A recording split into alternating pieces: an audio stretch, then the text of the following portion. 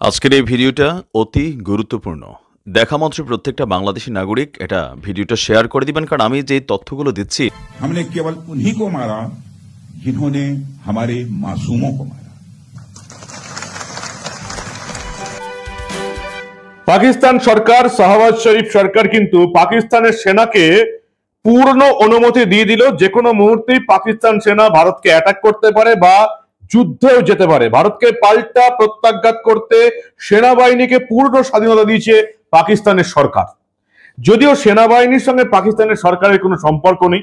স্বাধীনতার ৭৮ বছর ধরে পাকিস্তানটাকে সেনাবাহিনী চালাচ্ছে আর তাদের গোয়েন্দা সংস্থা আইএসআই চালাচ্ছে। কোনো সরকারের সেখানে কোনো ক্ষমতাই নেই। ভারতের প্রতিরক্ষা মন্ত্রী রাজনাথ সিং পরিষ্কার বলছেন, যারা নির্দোষদের হত্যা করে শুধু তাদেরই মেরেছে। যুদ্ধ পরিস্থিতি কি তৈরি হবে? অন্তত পাকিস্তানের আজকের ঘোষণা দেখে সেটাই অন্তত বোঝা যাচ্ছে। আর অন্যদিকে পাকিস্তানের পাশে দাঁড়িয়েছে বাংলাদেশ। এটা কোনো অস্বাভাবিক ঘটনা নয়। একটা মুসলিম দেশ আর একটা মুসলিম দেশের পাশে দাঁড়াবে। খান সেনাদের খাটে 1971 যাদের জন্ম, তারা যে পাকিস্তানেরই পাশে দাঁড়াবে এটাও কোনো অবিশ্বাস করার কোনো জায়গাই নেই, স্বাভাবিক ঘটনা। কিন্তু সবচেয়ে যেটা বড় কথা, যে বাংলাদেশ পাকিস্তানের পাশে দাঁড়াচ্ছে এটা তো ঠিক আছে, কিন্তু বাংলাদেশে এই মুহূর্তে কোনো শিক্ষিত মানুষ কি নেই? সবাই কি মূর্খ? যতগুলো চ্যানেল, যতগুলো খবরের কাগজ, যতগুলো মিডিয়া চোখে পড়লো পাকিস্তানের পাশে দাঁড়াতে গিয়ে নিজেদেরকে এতটা ছোট করলো। মিথ্যা ছাড়া এই মিডিয়াগুলোর কোনো কাজই নেই। জলজ্যান্ত এতটাই মিথ্যা বলছে পাকিস্তানকে সাপোর্ট করতে গিয়ে যে পাকিস্তান লজ্জায় পড়ে যাচ্ছে। ঠিক কি কি হচ্ছে এই মুহূর্তে সবটা দেখাবো, আপনাদের শোনাবো। এই অত্যন্ত গুরুত্বপূর্ণ প্রতিবেদন শেষ অবধি দেখুন। আমি মানব, দ্য নিউজ বাংলায় আপনাদের স্বাগত জানাচ্ছি। বাংলাদেশের কমেডি আপনাদের দেখাবো, কিন্তু তার আগে একটা সিরিয়াস বিষয়ে আলোচনা সেরে নিই। পাকিস্তান কিন্তু ভারতের বিরুদ্ধে যুদ্ধে নামবে এমনটাই মনে হচ্ছে, যে সরকারের তরফ থেকে, পাকিস্তান সরকারের তরফ থেকে প্রেস বিজ্ঞপ্তি জারি করে পরিষ্কার পাকিস্তান সেনাকে সবুজ সংকেত দেওয়া হয়েছে যে কোনো রকম তারা আক্রমণ ভারতকে করতে পারে। পেহেলগাঁও কাণ্ডের পর আপনারা দেখে নিয়েছেন, মাঝরাতে একেবারে পাকিস্তানের ভেতরে 4টে জঙ্গিদের টার্গেট, পাক অধ্যুষিত কাশ্মীরে আরো 5টা টার্গেট, মোট 9টা টার্গেটে প্রায় 24টা অভিঘাত চালিয়েছে ভারত। পাকিস্তান স্বীকার করে নিয়েছে। এবং সেখানে আপনারা দেখেছেন এই যে জঙ্গি, জৈশে মোহাম্মদ জঙ্গি মাসুদ আজহারের পুরো পরিবার নিশ্চিহ্ন হয়ে গেছে। মনে করা হচ্ছে যে প্রায় 80-90 জন জঙ্গি এখানে মারা গেছে। এর উত্তরে ভারতকে জবাব নাকি দেবে পাকিস্তানের সেনা। পাকিস্তানের সরকার একেবারে সবুজ সংকেত দিয়ে দিয়েছে, যে কোনো রকম সংঘাতে তারা ভারতের সঙ্গে জড়াতে পারে এবং পাকিস্তান যদি ভারতকে আক্রমণ করে সেটা যে যুদ্ধ পরিস্থিতির সৃষ্টি হবে, যেটা আমেরিকান প্রেসিডেন্ট ডোনাল্ড ট্রাম্প বলে দিয়েছেন, পাকিস্তান যদি ভারতকে আক্রমণ করে তাহলে যুদ্ধ হবে এবং আমরা ভারতের সঙ্গে আছি। সেই দিকেই যাচ্ছে এমনটা মনে হচ্ছে। নয়াদিল্লির কাছ থেকে সপাটে চর খেয়ে প্রত্যাঘাতের হুঁশিয়ারি দিয়েছিলেন পাক প্রধানমন্ত্রী শাহবাজ শরীফ, এবং তিনি লিখেছেন যে এক্স হ্যান্ডেলে লিখেছেন, কাপুরুষের মতন পাকিস্তানের 5টি অঞ্চলে হামলা চালানো হয়েছে, এটা যুদ্ধ অপরাধ, এর পাল্টা জবাব দেওয়ার অধিকার পাকিস্তানের আছে। সেনাবাহিনীকে সবুজ সংকেত দেওয়া হয়েছে এবং পাকিস্তানের সেনা কোন দিক থেকে কি আক্রমণ করে সেটাই দেখার। ভারতের প্রতিরক্ষা মন্ত্রী রাজনাথ সিং আজকে পরিষ্কার ঘোষণা করে দিয়েছেন, নির্দোষদের যারা হত্যা করেছে শুধু তাদেরই মেরেছে। জঙ্গিদের খুঁজে খুঁজে মারা হয়েছে। 9টা টার্গেটে 3টে জঙ্গি দল, জৈশ ই মোহাম্মদ, হিজবুল মুজাহিদিন আর 3 নম্বর লস্কর ই তৈবা। এই 3টে জঙ্গি গোষ্ঠীর 9টা জায়গায় একেবারে বেঁচে হামলা হয়েছে। যারা মারা গেছেন প্রত্যেকেই জঙ্গি বা জঙ্গিদের পরিবারের লোক। রাজনাথ সিং দেশের প্রতিরক্ষা মন্ত্রী ঠিক কি বলেছেন ছোট্ট করে একবার শুনে নিন।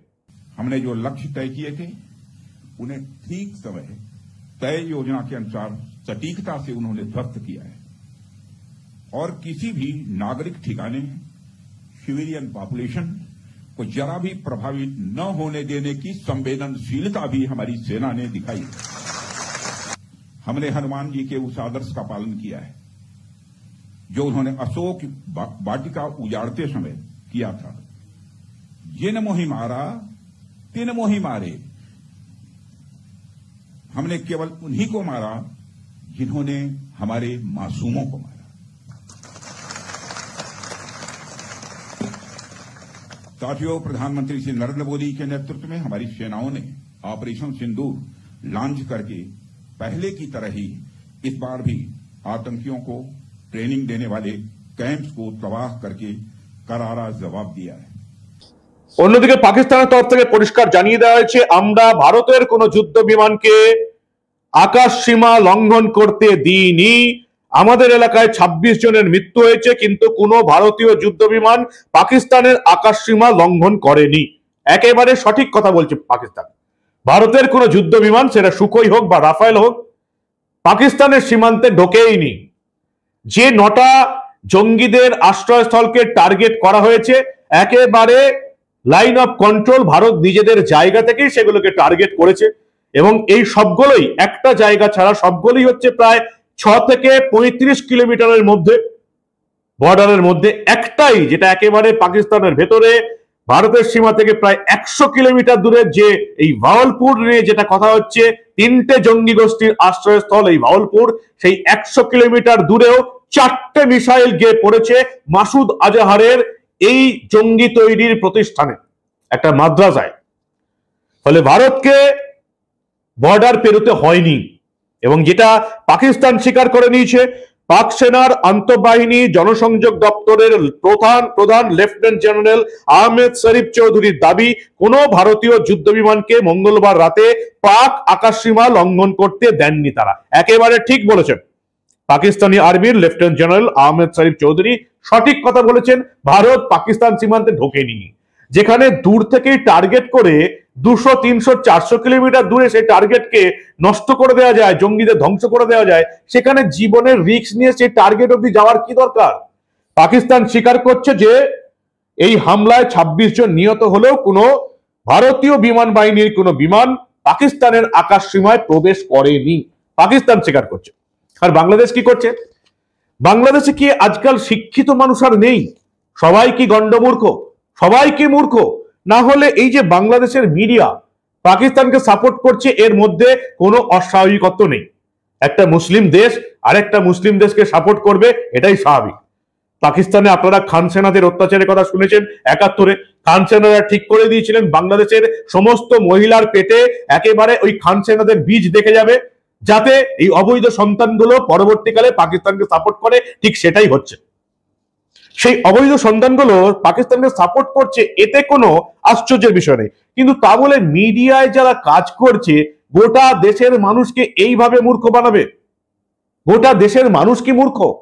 কালবেলা বাংলাদেশের বড় মিডিয়া তারা কি হেডলাইন করছে দেখুন, ভারতের ২টি জেট বিমান ভূপাতিত করলো পাকিস্তান। পাকিস্তান বলছে ভারতের কোনো বিমানকে আমাদের আকাশ সীমাতে ঢুকতে দিইনি। ভারত বলছে আমরা পাকিস্তানের আকাশ সীমা লঙ্ঘন করিনি, যা কিছু অ্যাটাক হয়েছে সবই ভারতের সীমায় থেকে, লাইন অফ কন্ট্রোল থেকে। আর বাংলাদেশ পাকিস্তানের কে সাপোর্ট করে বলছে ভারতের ২টি জেট বিমান ভূপতিত করলো পাকিস্তান। এখানেই শেষ নয়, কালবেলা এক রাতে ৩ রাফায়েল খোয়ালো ভারত। কোত্থেকে পায়? মিডিয়া মূর্খ, সাংবাদিক মূর্খ, দেশের মানুষই কি মূর্খ? তারা কি ঘটনার খবরাখবর রাখে না? যেখানে মোবাইলে সার্চ করলে সব খবর পাওয়া যায়, সেখানে বাংলাদেশের মানুষ এতটাই মূর্খ? কালবেলা এখন টিভি তো আরো এক ধাপ এগিয়ে গেল। এখন টিভি বলছে ভারতের ৫ম যুদ্ধ বিমান ধ্বংস। ৫টা যুদ্ধ বিমান নাকি কালকে ভারতের ধ্বংস হয়ে গেছে। পাকিস্তানকে সাপোর্ট করছিস কর, তা বলে এতটা মূর্খ ভাবতে হবে দেশের মানুষকে?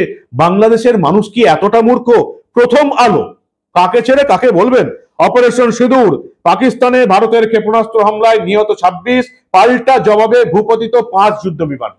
ভারতের কোন যুদ্ধ বিমান পাকিস্তানের সীমানায় ঢোকেইনি, একযোগে বলছে ভারত এবং পাকিস্তান। বাংলাদেশ বলছে ভারত ৫টা যুদ্ধ বিমান হারিয়েছে। এরকম অবিশ্বাস্য মূর্খ সাংবাদিক আমি অন্তত আমার জীবনে দেখিনি। পৃথিবীর কোন দেশের ইতিহাসে এই বাংলাদেশের মতন মূর্খ সাংবাদিক, মূর্খ মিডিয়া আছে বলে আমার অন্তত জানা নেই। প্রথম আলো বলছে ৩টি যুদ্ধ বিমান বিধ্বস্ত হওয়ার কথা স্বীকার ভারতের ৪ সরকারি সূত্রে। কত বড় মিথ্যা কথা ভাবতে পারছেন? যাদের সাপোর্টে এগুলো করছে সেই পাকিস্তান বলছে যে আমরা কোনো ভারতীয় যুদ্ধ বিমানকে আমাদের এলাকায় ঢুকতে দিইনি। আর বাংলাদেশের প্রথম আলো বলছে যে ভারতের 4 আধিকারিক স্বীকার করে নিতে 3টি যুদ্ধ বিমান নাকি বিধ্বস্ত হয়েছে। আর যেটার ছবি দিয়েছে সেটা হচ্ছে পাকিস্তানের যুদ্ধ বিমানের যে ট্যাঙ্ক থাকে, সেই ট্যাঙ্ক এগুলোকে এমনি ফেলে দেওয়া হয়। কাকে ছেড়ে কার কথা বলবেন? বাংলাদেশের বিখ্যাত একজন নেতা মখলেস বিন আরশাদ মাদানি বলছেন ভারত দখল করার এখন এটাই সঠিক সময়। সবাই কি মূর্খ? কয়েকটা মানুষ মূর্খ হতেই পারে, মৌলবাদী মূর্খ আমরা অনেক দেখেছি। বাংলাদেশের মানুষজনও কি মূর্খ? কারণ মানুষ যদি মূর্খ না হয় তাহলে মিডিয়া, সাংবাদিক এইভাবে একেবারে মিথ্যা ফেক খবর করে কেন মানুষকে টুপি পরাতে চাইছে? সত্যি কি মানুষকে তারা মূর্খ বানাতে পারছে? বাংলাদেশের স্বাভাবিক বুদ্ধি সম্পন্ন শিক্ষিত মানুষকে প্রশ্ন থাকবে, আপনাদের মিডিয়ার সবাই কি মূর্খ? গতকাল যে ঘটনাগুলো ঘটেছে, দুটো যেটা ভূপতিত হয়েছে, দুটোই ভারত করেছে। একটা হচ্ছে চীনের তৈরি করা মিসাইল যেটা ফাটেনি, যেটা ভারতের রাজস্থানে এখনো পড়ে আছে, সেই ছবিটা গোটা বিশ্ব দেখছে। আর একটা হচ্ছে কাশ্মীরে একটা চীনের তৈরি বিমান, সেই বিমানকে ভারতের যে আকাশ ক্ষেপণাস্ত্র সেটা একেবারে ক্ষেপণাস্ত্র ছুড়ে নামিয়েছে, সেটার ধ্বংসাবশেষ এখন কাশ্মীরে রয়েছে। একটা প্লেন ধ্বংস হয়েছে পাকিস্তানের আকাশ ক্ষেপণাস্ত্র দিয়ে, একটা মিসাইল ছোড়া হয়েছে পাকিস্তানের তরফ থেকে, সেটাকেও নামানো হয়েছে, সেটা ফাটেইনি। এই দুটো হচ্ছে গল্প যেটা পাকিস্তান স্বীকার করে নিয়েছে। আর বাংলাদেশ মুসলিম দেশ হিসাবে পাকিস্তানের পাশে দাঁড়াতে গিয়ে এতটা মূর্খামি করলো যে গোটা পৃথিবীর মানুষ আসছে, ভারতের মানুষ আসছে, যাদের সাপোর্ট করতে গেল সেই পাকিস্তানের মানুষ আসছে। গোটা বাংলাদেশের সব মানুষই কি মূর্খ হয়ে গেছে? সেটা যদি হয় তাহলে খুব লজ্জার বিষয়, কারণ আমরা একই ভাষায় কথা বলি, ভাষাটার নাম বাংলা। আমার বাংলা ভাষায় কথা বলা বাংলাদেশের বাসিন্দারা এতটা মূর্খ, তারা কি সত্যি মূর্খ নাকি তাদের মিডিয়া, মূর্খ সাংবাদিকরা তাদেরকে মূর্খ বানানোর চেষ্টা করছে? এটাই হচ্ছে সবচেয়ে বড় প্রশ্ন। আপনারা কি বলেন? আপনাদের মূল্যবান এবং গুরুত্বপূর্ণ মতামত জানান দা নিউজ বাংলার কমেন্ট সেকশনে। দেখতে থাকুন দা নিউজ বাংলা। আমরা আবার এই ধরনের কোনো ঘটনা চেপে রাখতে দেব না।